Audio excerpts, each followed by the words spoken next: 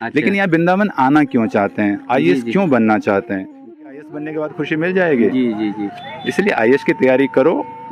माताओं को बिल्कुल अपने पे डिपेंडेंट होना चाहिए, लेकिन ये कभी दिमाग में मत रखो कि आईएएस बन के हमारे जीवन में आनंद आ जाएगा। तो इसीलिए साथ साथ तुम्हें क्या करना है, आध्यात्मिक यात्रा को भी करना है। हमारे पिछले जन्म के पुण्य है, तुम स्कूल में जन्म हो, तुम सम्मान के पात्र हो, दैट्स ओके।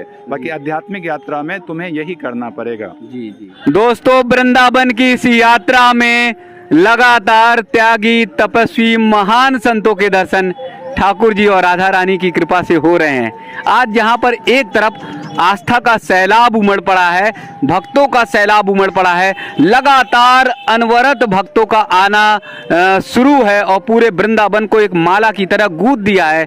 तो दूसरी तरफ मेरे ऊपर भी कृपा हो गई है और पूजनीय सरोज महाराज जी का दर्शन हो गया है, जिनके लिए आप सब ललायित रहते हैं, जिनके दर्शन के लिए आप सबका मन बहुत जो है उत्सुक रहता है। तो आज जो है पूजनीय महाराज जी का फिर दर्शन हुआ है, भावपूर्ण दर्शन हुआ है और उस ऊर्जा की शक्ति से की रज से हुआ है, जहां से ऊर्जा उत्पन्न होती है और तन मन एकदम रोमांचित हो जाता है। पूजनीय महाराज जी के साथ में सानिध्य पाकर जो है मन एकदम ऊर्जा से भर जाता है। तो ऐसे महाराज जी से बातचीत तो कराएंगे ही कराएंगे, सनातन धर्म पे, सनातन संस्कृति पे, और कुछ जैसे भक्तों के या छात्रों के प्रश्न हैं, उन प्रश्नों का भी जो है उत्तर महाराज जी से लेंगे। महाराज जी से बहुत बहुत दंडवत, बहुत बहुत प्रणाम, बहुत बहुत वंदन। महाराज जी, आज आस्था का सैलाब उमड़ पड़ा है, सनातन संस्कृति की ऐसा लग रहा है कि जय घोष हो रहा है, सनातन संस्कृति का जैसे लग रहा है कि वंदन हो रहा है और सनातन संस्कृति एक बार फिर चरम पे है। सनातन है क्या? आप जरा कभी सोचिए आप लोग कि सनातन धर्म किसको कहते हैं। तो सनातन धर्म का मतलब क्या है? जिसका ना कोई आदि हो ना अंत हो। ये तो ब्रिटिश आए, ये जो मैक्स मुलर जी, ब्रिटिश मुगल छोड़िए, मैक्स मुलर आया लोगों को भ्रमित करने के लिए। उसने कहा भैया वेद जो है ये 1500 से 1000 साल का ऋग्वेद है और फिर 1000 से लेके 500 साल बीसी तक जो है तुम्हारा सामवेद, अथर्ववेद और यजुर्वेद है। तो पढ़ाई के लिए एक सिलेबस बना दिया गया है, लेकिन जो वेद है वो अंत और अनादि है, ना उसका कोई अंत है ना उसका कोई आरंभ है। देखिए, सबसे बड़ी बात यह है कि सनातन धर्म की आप एक चीज को पकड़ लीजिए। सनातन धर्म की सबसे यूनिकनेस चीज क्या है वो मैं बताता हूँ आपको। जी। ये फलश्रुति में भेद नहीं करती है। फलश्रुति का मतलब हो गया कि आप चाहे चंडाल हो, चतुर्थ बन तो छोड़िए, महिलाएं हो, ये जो इतना जन सैलाब उगला है, सबका क्या उद्देश्य है बताइए आप?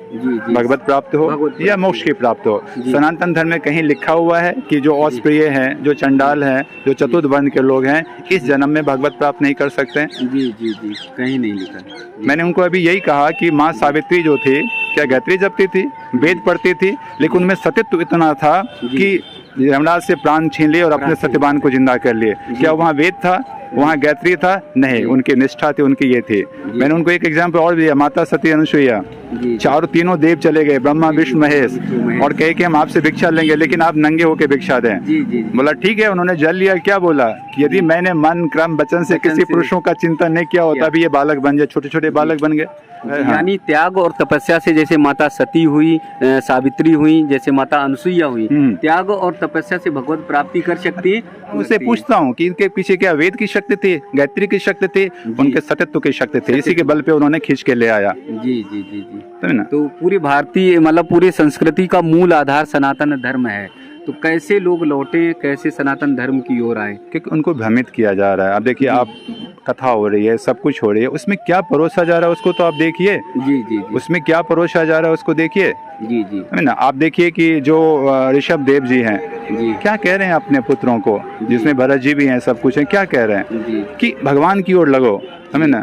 अब नाम जप, मैंने उसमें ही बोला है, नाम जप नो डाउट कलयुग में नाम जप का क्या है, सबसे बड़ा आधार है। क्यों आधार है? मैं आपसे पूछ रहा हूँ, आप भी इतना वीडियो रिकॉर्डिंग करते हैं, आप भी संत हैं, क्यों आधार है? क्योंकि लोग नाम आधार क्यों है इस बारे में कोई नहीं बताता क्यों है, क्योंकि लोग कभी एडजस्ट नहीं करता। क्योंकि कलयुग को 4 या 5 ही जगह मिला हुआ है। जी जी। जब त्रेता युग होगा तो पूरा त्रेता युग होगा, द्वापर होगा पूरा द्वापर होगा, सतयुग होगा तो पूरा सतयुग होगा राजनारायण जी। लेकिन कलयुग कभी पूरा नहीं हो सकता है। जिसमें आज सामर्थ्य है वो सतयुग के जीवन जी सकता है। नाम जब से तुम्हारा में भी अपने तप और तपस्या से सतयुग, द्वापर, त्रेता, कलयुग है ही नहीं। यदि आप सपोज करो जुआ में इन्वॉल्व नहीं हो, आप वेश्यावृत्ति का गमन नहीं करते हो, आपके पास गलत धन नहीं आ रहा है, तो कलयुग है कहाँ? कलयुग तो वही 5 जगह 4 जगह मांगा। 5 जगह। और जिस घर में जिस लोगों के पास ये 5 चीज नहीं है वो सतयुग में रह रहे हैं, तो वो सब कुछ कर रहे हैं। मैं कर रहा हूँ कि नहीं? तभी ना, मैं नित्य परिक्रमा कर रहा हूँ, मैं त्रिकाल संध्या कर रहा हूँ, मैं सब कुछ कर रहा हूँ, कैसे कर रहा हूँ? तो मेरे लिए तो सतयुग है, कलयुग कहाँ है? जी जी जी। आसान शॉर्टकट। देखिए, आपने पढ़ा होगा कि भोले बाबा को भी, शिव को भी क्या करना होता है? जब संहार करना होता है तो तब करना पड़ता है, तब ना। विष्णु को भी पालन करना होता है तो तब करना होता है। तो आप चाहते हैं शॉर्टकट में आ जाए, बाबा ने मंत्र दे दिया, फूक दिया, हो गया कल्याण? नहीं, इस लोकेशना से बचने की जरूरत है। जो सनातन धर्म के जो मूल तत्व है उसको समझने के, सनातन धर्म एक जीवन शैली है, इतना ही समझिए। आप जीवन शैली को ठीक किए बिना आप सोचेंगे कि हम बहुत बड़ा अपने अंदर परिवर्तन ला दें, वो असंभव है, नहीं हो सकता है। इसीलिए इन लोगों से बचें, समझे कि नहीं, जो इस तरह की बातें फैलाते हैं। जीवन शैली में क्या क्या चीजें करनी चाहिए, कैसे आगे बढ़ना चाहिए? अरे सबसे बात, मेरे दोस्त साहब को मैं एक पूछता हूँ, मदालसा का नाम सुना है? जी। मदालसा ने क्या कहा था कि जो मेरे कोख से जन्म लेगा उसको दोबारा जन्म नहीं लेना पड़ेगा। जी। आज माताओं को मदरसा बनने की जरूरत है। जी जी जी, समझे ना? आज माता बच्चे पैदा करती हैं तो हाय वहाँ प्लॉट ले लें, वहाँ जमीन खरीद लें, वो जॉब मिल जाए, वो ठीक है, वो तो अपने आप आ जाएगा। जी। पहले आप ये डिटरमाइन कीजिए कि मुझे मदरसा बनना है। जिन्होंने अपने बेटे को क्या कहा था? दोषी सुदोषी संसार निरंजन माया। जी। तो आज ऐसे माता की जरूरत है, मदरसा वाली माता की जरूरत है, समझे ना? तो ऐसे हमें जीवन शैली करना है, तो फिर अपने आप सब कुछ चेंज हो जाएगा। जीवन शैली को बनाएगा कौन, ले कौन जाएगा, कैसे करेंगे? क्योंकि सब एक दूसरे पे अगर दोषारोपण करेंगे तो आगे कौन आएगा, इसे अलग कौन जगाएगा? आगे के जल जा नहीं रहा। आइए, हमारे पास 9 बच्चियां पढ़ने आते हैं, उनका संस्कार देखिए। जी जी। आप आके देखिए, आपको लग जाएगा क्या सनातन संस्कृति की बच्चियां होती हैं। जी जी। लेकिन बहुत सारी डिमांड हो रही है, बहुत सारे बच्चे आ रहे हैं और हर कोई चाहता है कि सरोज महाराज जी के पास आए, उनका आशीर्वाद। ठीक है, जो राधा रानी की कृपा होंगी तो जरूर आएंगे, और हमने किसी को मना तो नहीं किया है। और ये टिकेंगे तभी जब राधा रानी की कृपा होगी, अदरवाइज तो चलेंगे नहीं। अच्छा। लेकिन यहाँ वृंदावन आना क्यों चाहते हैं, आईएएस क्यों बनना चाहते हैं? जी। कल एक हरियाणा की बच्ची आई है, पढ़ती है यहाँ पे, विनय कुमार नाम है। छोटा प्रसंग बताता हूँ, तो मैंने उसको कोट किया। जी। वो शादीशुदा है, बच्चे भी है, और बड़े कहाँ से होटल या कहीं से आती है, पानी क्या नाम है उसका, होटल से ही आती है। 2 घंटे बस में बैठ के बेचारी हाईवे पे जाती है। हम कहते तुम यहाँ पढ़ने क्यों आती हो? जी। तो बोला गुरुजी ये हमको लिए पता है, एक लड़के को पूछो, लड़की को उसकी शादी नहीं हो रही है तो बावला हो रहा है कि मेरी शादी नहीं हो रही है। और तुम्हारी शादी हो गई, पति भी मिल गया, फिर जिसको बच्चे नहीं होते वो बावला हो रहा है। और हमारे जड़ भरत जी को तो पकड़ के ले गया, बलि देने लगा। इसके पीछे उद्देश्य क्या था कि बेचारा को उसका बच्चा नहीं हो रहा था, इसलिए ले गया था ना, बलि देंगे, प्रसन्न होंगे, संतान होंगे। तुम्हारा बच्चा भी हो गया, तो जब 2 में खुशी नहीं मिली तो क्या आईएएस बनने के बाद खुशी मिल जाएगी? इसलिए आईएएस की तैयारी करो।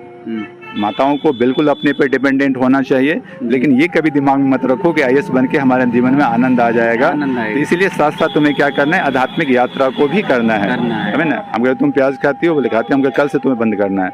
उन्होंने एक्सेप्ट किया, समझे ना? जब तक तुम्हारे अंदर सात्विक भाव नहीं आएगा तब तक क्या होगा, है ना? जी जी। अब अभी एक देखिए, अभी 2 बच्चे गोरखपुर से 3 दिन से आए हुए हैं जी। तो बोले कि आपके वीडियो सुन के मैंने लंगोट पहनना शुरू किया और पेंट पहना हुआ था। हम कहे ठीक है, तुमने किया। हम कहे तुम उतना ही संस्कार हुआ है? बोला हुआ है। बोला संध्या महाराज जी एक वीडियो में आप संध्या बोल दीजिए, हम संध्या करेंगे, समझे? तो इसीलिए ये आप स्पष्ट बोल दीजिए, जितने भी ब्राह्मण हैं, क्षत्रिय हैं, वैश्य हैं, ठीक है, क्लियरली बोल दीजिए, भैया तुम कितना भी अहंकारी हो जाओ, कितना भी समाज के अंदर दम्भ भर लो, यदि तुम्हारा विधिवत उपनयन संस्कार नहीं है, नंबर 1, यदि तुम संध्या नहीं करते हो तो गायत्री नहीं कर सकते हो, और यदि गायत्री नहीं कर सकते हो तो तुम में, शूद्र में, वैश्य में कोई अंतर नहीं है। एज फार एज द ये कर्मकांड की बात है। बाकी तुम्हारे पिछले जन्म के पुण्य है, तुम स्कूल में जन्म हो, तुम सम्मान के पात्र हो, दैट्स ओके। बाकी आध्यात्मिक यात्रा में तुम्हें यही करना पड़ेगा। जी जी। अब देखिए, सारे ब्राह्मण हैं, सब क्या किए, सब अपने व्यवसाय को छोड़ दिए। जी जी। तो अब तुम्हें भी स्वधर्म से ही मुक्ति मिलेगी, ब्राह्मण क्षत्रिय के दम भरने से नहीं मिलेगी, स्वधर्म से। अब तुम सीमेंट बालू बेच रहे हो तो इसमें ईमानदारी से काम करो, तभी तुम्हें भी मुक्ति मिलेगी। और तब तुम दम भरोगे, हम तो ब्राह्मण हैं और काम कर रहे हो तुम इसका, क्या वेद तुमको अलाउ करता है? वेद तुमको सिर्फ 3 काम अलाउ करता है, जब तुम चौथा काम पकड़ लिए तो फिर कहाँ तुम ब्राह्मण रह गए? तो यही खेल समझने की जरूरत है। आज के समय पे वेदों के अनुसार जीवन पद्धति क्या सुचारू रूप से चल पाएगी? देखिए वेद को क्यों नहीं चल पाएगी? आप वेद को छोड़िए, वेद का निचोड़ क्या है? उपनिषद। उपनिषद का निचोड़ क्या है? वेदांत। और वेदांत का निचोड़ क्या है? श्रीमद् भागवत गीता। तभी कहता है ना कि भागवत गीता में सब कुछ आ गया है। तो क्या भागवत गीता के अकॉर्डिंग जीवन नहीं जी सकते हैं? भागवत गीता में आपको मैंने उस दिन बोला था, आज भी पूछिए कौन सी ऐसी समस्या है जिसका समाधान भागवत गीता में नहीं है? आपके मन में कोई भी प्रश्न है तो बताइए। आप इतना इंटरव्यू लेते हैं, कोई भी प्रश्न है बताइए, मैं बता देता हूँ कि यहाँ श्री कृष्ण क्या कहते हैं, साक्षात कृष्ण की वाणी क्या है। समझे कि नहीं? जी, बहुत सारे लोगों के प्रश्न रहते हैं कि जीवन में कष्ट ही कष्ट है, हम भागवत भी पढ़ते हैं लेकिन हमारे जीवन का कष्ट दूर नहीं होता। कष्ट इसलिए दूर नहीं है, कष्ट दूर भी नहीं होगा जी, क्योंकि रीजन इज दैट है कि आप जो चीज सही है उसको करेंगे तभी तो होगा जी। आप वैज्ञानिक प्रयोग भी कीजिए कि हाइड्रोजन और हम ऑक्सीजन मिला के जल बनाएंगे, तो वहाँ भी लिखा हुआ है कितना हाइड्रोजन आएगा, कितना ऑक्सीजन आएगा, उसको ठीक से लैब में प्रयोग करेंगे तब आपको जल मिलेगा। जी जी जी, समझे ना? अब यही है, हमारे स्टूडेंट हैं, वो सूर्य भगवान को अर्घ दे रहे थे और गायत्री जप कर रहे थे। मैंने उनको डांट लगाई, अरे तुम्हें उपनयन संस्कार नहीं हुआ, तुम गायत्री कैसे जप रहे हो? उन्होंने बंद किया, अब उनका जीवन में परिवर्तन होगा।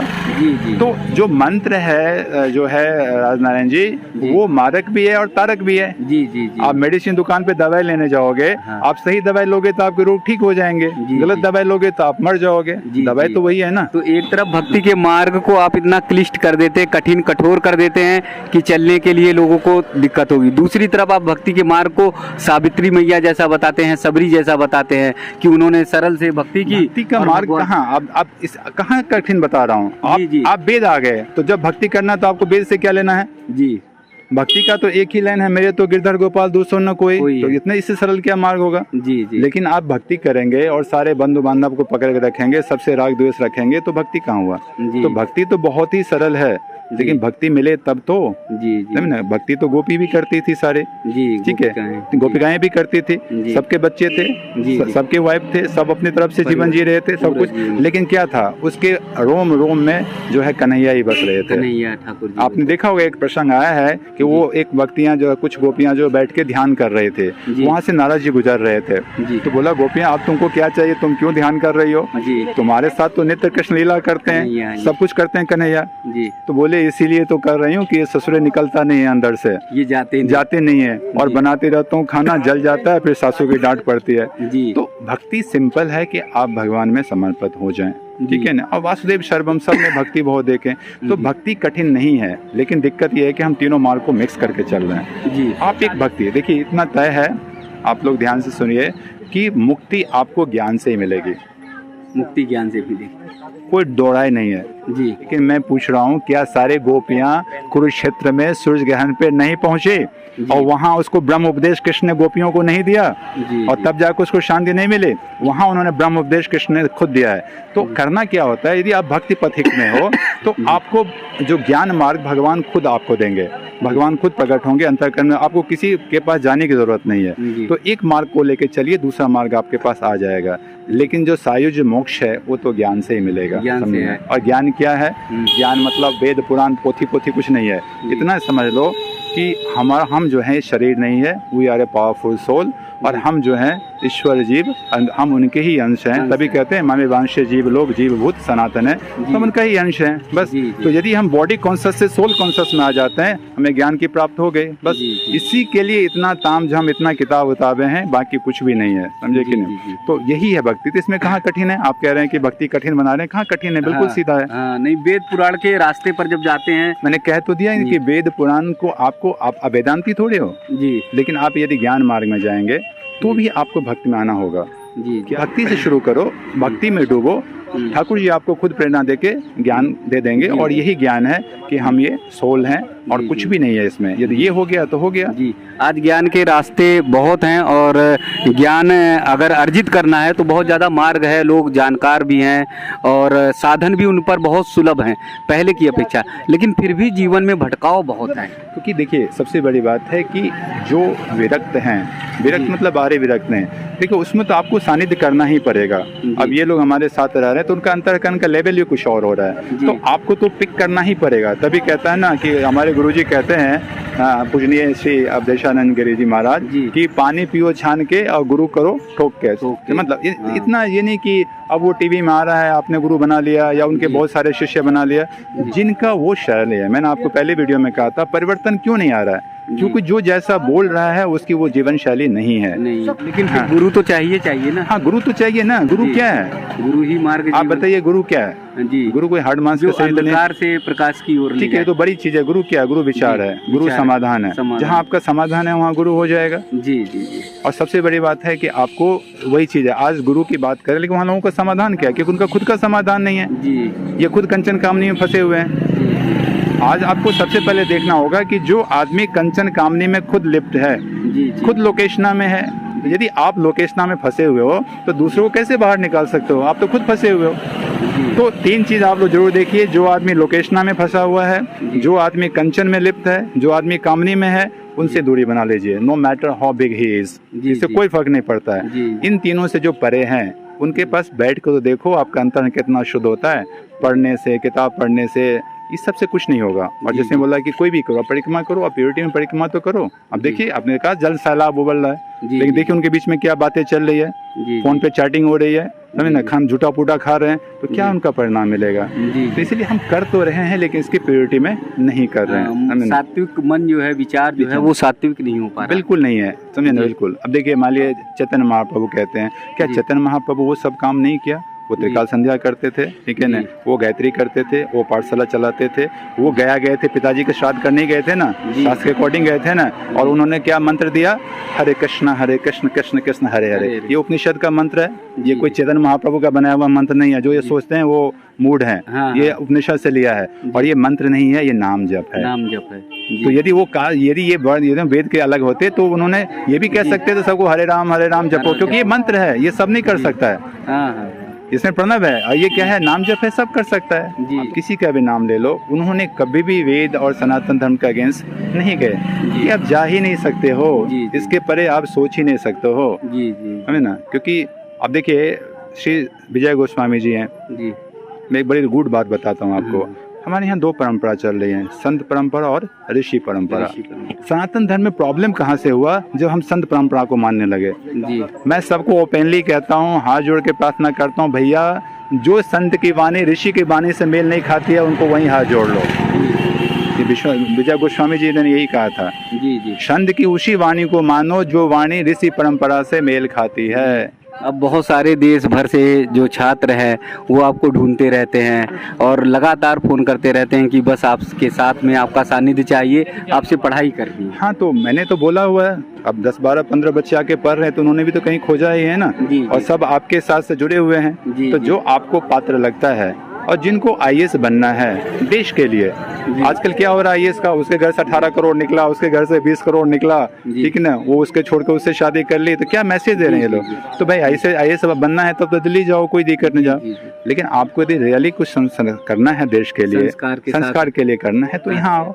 आपके अंदर जो संस्कार होगा उसका फायदा आपको होगा, देश को क्या लेना देना। आज सब अशांति है। बड़े बड़े वेदांति को टच करके तो देखिए ना, जो मतलब शरीर आत्मा, शरीर अनंत है, ये अनित्य है, सब कुछ अनित्य है, वो बातें करेंगे, लेकिन 1 मिनट छेड़ के देखिए, आग बबूला हो जाएंगे। उनका स्टेज पे चेयर थोड़ा आगे पीछे कर दीजिए, अरे मेरा 3रा नंबर दिया। तो आपके अंदर से जब अहंकार अभी नहीं गया है तो दूसरों से अहंकार आप कैसे निकलवा सकते हो मेरे दोस्त? इसीलिए कैसे छात्र कैसे पहुँचे? एड्रेस देने से तो आप देख रहे हैं क्या प्रॉब्लम हो जाए। नहीं, वही मैं कह रहा हूँ। तो परिक्रमा हम करते ही हैं, 6 बजे डेली परिक्रमा करते ही हैं, लेकिन या आपसे बात कर ले, आपको लग रहा है कि उसमें वो पढ़ना जो पात्र है वो इजी है। मैं हर एक वीडियो में कहता हूँ, न मैं फर्स्ट पार्टी से कुछ लेता हूँ, न मैं थर्ड पार्टी से। आज कोई क्लेम कर दे किसी से मैंने 1 रुपया भी ग्रहण किया हो, कहीं 1 गिलास पानी भी पिया हो तो मैं मान जाऊँ। जी। बस ये आए, वहाँ पढ़े और अपने सनातन धर्म को जिए। तो एक सिंपल लॉजिक यही है कि आपको अपने अंदर संस्कार लाना ही पड़ेगा। इसके अंदर आपको शांति नहीं मिलेगी, दूसरे को तो छोड़ो, और फिर आके आप यहाँ पढ़ो, आईएएस बनो और देश के लिए कुछ करो। कोई खर्च नहीं है, कुछ भी नहीं है, समझे ना। तो महाराज जी ने पूरे मूल जो हम सबको आधार बताया कि संस्कार से जुड़े, संस्कृति से जुड़े, और हमारे जो संस्कार हैं, संस्कृति हैं, अगर उसको हम विमुख हो गए, छोड़ दिया, तो फिर जो हमारे जीवन में भटकाव आएगा, शांति नहीं आ सकेगी। आज बड़े भाव से, बहुत अच्छे से महाराज जी का दर्शन हुआ। तो आप सबसे निवेदन है, आग्रह है, जो महाराज जी ने बातें की, कही हैं, बताई हैं, उनका हम सब अनुसरण करें।